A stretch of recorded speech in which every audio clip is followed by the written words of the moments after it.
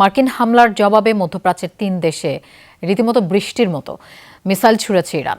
শুধু জর্ডানেই ছোড়া হয় ১২টি ব্যালিস্টিক মিসাইল। টার্গেট করা হয় যুক্তরাষ্ট্রের আল সালতি ও আল আজরাক বিমান ঘাঁটি। বাহরাইন ও কুয়েতেও আঘাত হানে শাহেদ ড্রোন।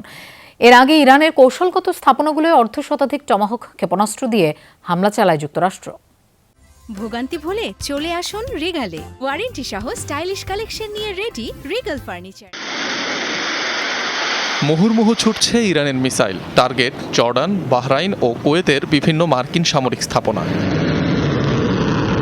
যুক্তরাষ্ট্রের হামলার জবাবে বুধবার গভীর রাতে গোপন স্থান থেকে কমপক্ষে ৩০টি মিসাইল ছোড়ে ইরান। এর মধ্যে ১২টি ছোড়া হয় জর্ডানে অবস্থিত ২ মার্কিন বিমান ঘাঁটি লক্ষ্য করে।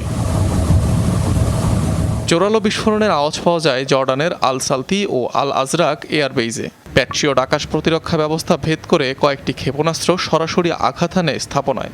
F-35, F-16 সহ একাধিক মার্কিন যুদ্ধবিমান ও হ্যাঙ্গার ধ্বংসের দাবি করে আইআরজিসি। বাহরাইন ও কুয়েতে ২ দফায় ১৮টি মিসাইল ছোড়ে আইআরজিসি। বাহরাইনে টার্গেট করা হয় ৫ম নৌবহরের প্যাট্রিয়ট রাডার সিস্টেম। কুয়েতের আকাশেও দেখা যায় ইরানি ক্ষেপণাস্ত্র ও শাহেদ ড্রোন।